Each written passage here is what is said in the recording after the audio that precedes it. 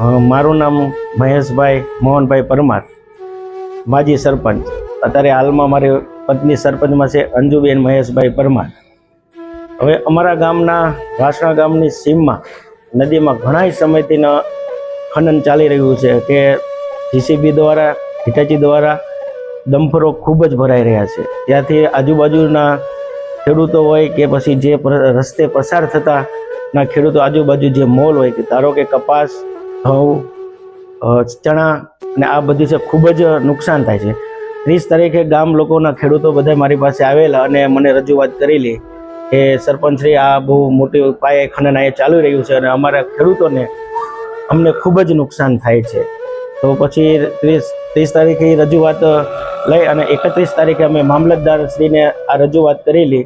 એમને અમારા લેટરપેડ ઉપર પંચાયતના લેટરપેડ આપી અને એમને કીધેલું કે આ રીતનું તકલીફ છે અને આવી રીતનું બિનકાયદેસર આ બધું અહીંથી માટી અને રેતી ખનન થાય છે અને ડમ્પરો ખૂબ જ ભરાય છે.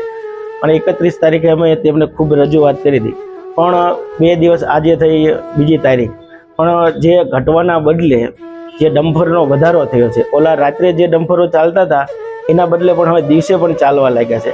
એટલે ખેડૂતો બહુ ત્રાહિમામ થયા છે. આજે સવારમાં ખેડૂતો મોટી સંખ્યામાં મારા ઘરે આવેલા, અમને કે સરપંચ, આ તો જે આપણે તમે આપ્યું હતું એના બદલે જે ઘટવાના હતા એના બદલે આ વધારો ડમ્પરનો થયેલો છે. એટલે મેં ખેડૂતોને બધાને કીધું કે આપણે ચાલો આજે મામલતદાર પાસે જઈએ, પીઆઈ સાહેબ પાસે જઈએ.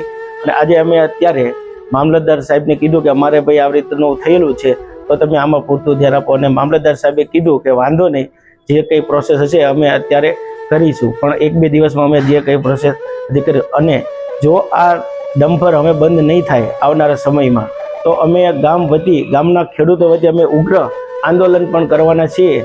એટલે જેમ બને ઝડપી આ અમારા ગામના ખેડૂતોને નુકસાન ન થાય એ માટે અમે મામલતદાર સાહેબશ્રી, પીએ સાહેબશ્રી અને પ્રાંત સાહેબને અપીલ કરી છે કે જલ્દી અમને આ ડમ્પરો બંધ થાય એ માટે મદદરૂપ થાવ. જય હિન્દ, ભારત માતા કી જય.